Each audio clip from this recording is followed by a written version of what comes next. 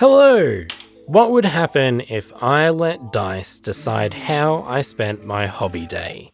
Well, after challenging my friends to come up with random generators as part of our newly found annual generator jam, or Gen Jam as we started calling it, I decided to find out. Here's the rules. Starting with a D4, I'm working my way through each dice, slowly increasing my random possibilities each time. I have an experience bar which goes to 25. Each task I complete, I tick one off. And once we hit 25, it might take a while, but we're gonna celebrate.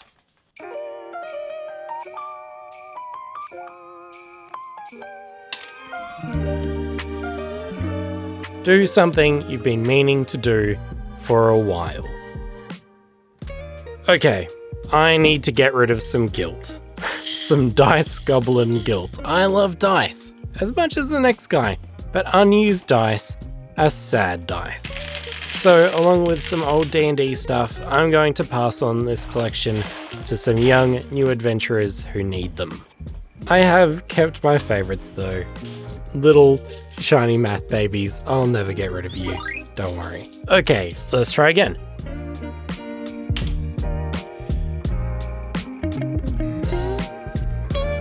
Make something for someone else. My friend Riley, gave me some terrain on sprues, and I want to give that back to him, but ready for the table.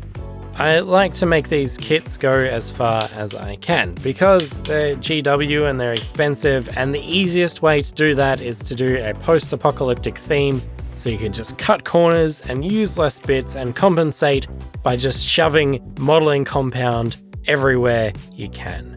And that's how I do ground cover. Modeling compound and oxide pigments, it pigments the ground so you don't need to paint it, and if it chips, it still looks good, and you just slop it on everywhere. And along with the pieces from my last video, Riley has some new terrain, and I feel really good. I hope he likes it. Okay, next one. We're moving on to D6 now. 2 more entries. What have we got? Make something to improve my hobby. For a big commission project coming up, I need about 60 painting handles. So today seems like a really good opportunity for an upgrade. This massive bundle of sticks was once used in winemaking, hence the deep red purpley color and the really delicious smell. And with a little bit of love, I think they're gonna look really, really nice. And I spent quite a while making them smooth and pretty and staining them, and I really, really like them. And soon, yes, they'll be covered in layers and splatters of paint, but I don't think that matters.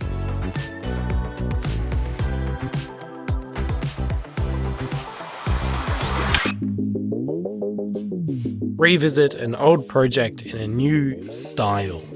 I made this farmhouse about 3 years ago. It's very simple. The roof is teddy bear fur and static grass.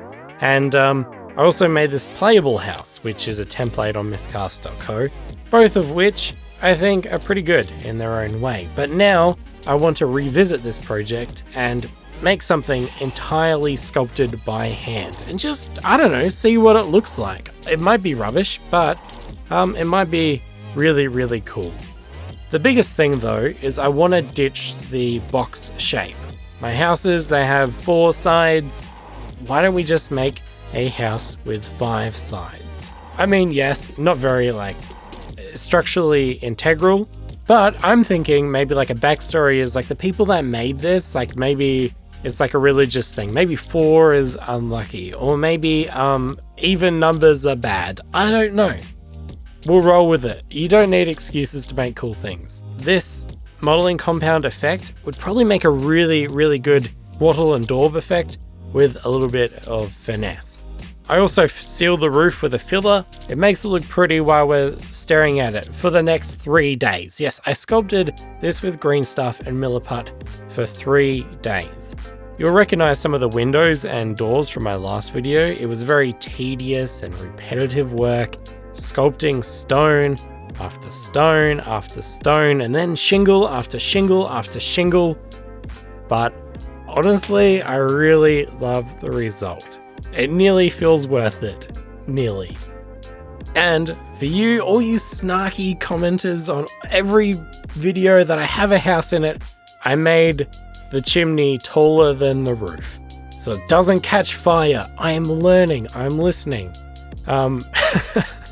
Overall, really, really happy. And I really want to put this house on a tortoise. Just like one of the entries in my D666 tavern generator, I think it would be a perfect fit, and the top of the roof looks very tortoise-shelly. I think it'd be really cool. We'll revisit this. In the meantime, I'm going to make multiple copies for my Mordheim table. Okay, revisit an old project in a new style. I rolled it again. Okay, it doesn't matter, that's how dice work. Okay, so I know whatever I'm doing right now sort of makes it look like I've lost the plot. Don't worry, this all makes sense in my head. This is sort of a mishmash of ideas that I've had with cards and dice. It's an idea for a sequel to the 5 Senses of Magic, a generator for giving spellcasting and tabletop RPGs a little bit more flavor. You roll dice and it tells you what your magic casting looks and sounds and feels and smells like.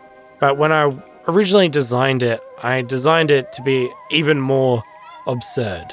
And that's what I want to do now. We've got to make it better. I want this version to feel like more fortune telling. So I've gone with a tarot card style design, which I designed digitally in Illustrator with just some like decorative borders that I bought as like a discount pack a few years ago. And then I made it real by printing it out and then hand tracing and coloring it. I want these cards to feel like an old magical relic. So that's why having hand-drawn elements is really, really important. For the random mechanic, I was inspired by bone throwing, which is like an ancient method of divination. And so, for my new generator, a Sense of Magic, you lay cards out on the table and you throw dice on them. And then you interpret the shapes they make, and then you end up with like one of 300 keywords to describe your spell casting. Or, if you're extra wild, you might end up with a combination of words. Some results are weirder and rarer than others as well, which is my favorite bit because it makes it feel really, really special if you get such a unique result.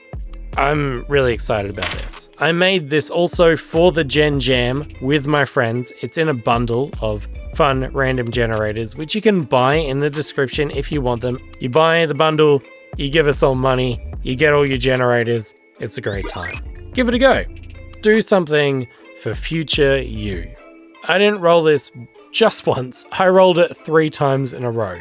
Like the universe telling me to get my life together. So I spent an afternoon fixing tools, cleaning tools, restocking, organizing, basically everything I should do at any other time besides right before it's critical.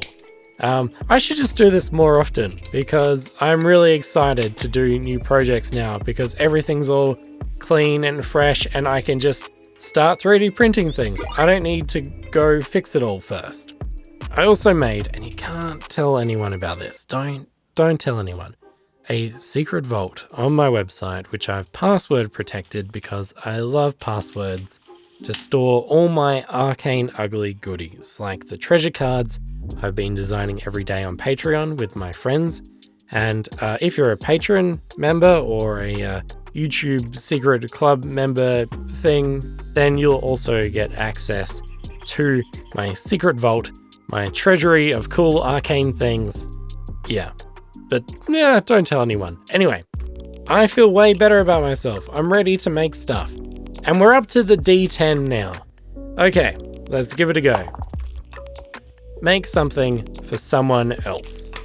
Fortune really wants me to look after myself and also my friends, clearly. And so the recipient of my gift is Elisa, who did Monster Bash with me, and she made this wicked piece of Nurgly Demon Prince art. And as a thank you for hanging out with us, I'm kit bashing her monster design, the Blind Nurgle Demon Prince. And this was a really fun conversion, and honestly, I think I got pretty damn close. One little fact I'll share about this conversion is I couldn't find a frowny, sad face like in Elisa's drawing, so I used a smiling mouth and just stuck it upside down. It's a really dumb solution, but it works really, really well.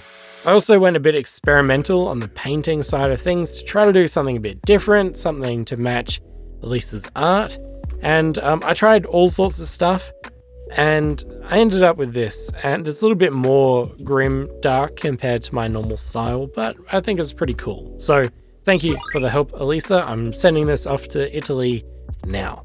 Okay, how many experience did we get? Like 9 out of 25? Okay, we're gonna have to come back to this, because honestly, with no exaggeration, this has really changed my hobby. I have no pressure to work on different projects. I just do whatever the dice tells me. So stay tuned for that. And thank you very much for all the support, everyone. If you want a copy of the What Am I Doing Today table, plus all my entries so far and future updates, and you also want a Sense of Magic and also generators from my friends, check out the link in the description and you can buy the bundle there and support us all and have a really good time with all your fun new generators. Yeah, that's it. Okay, bye.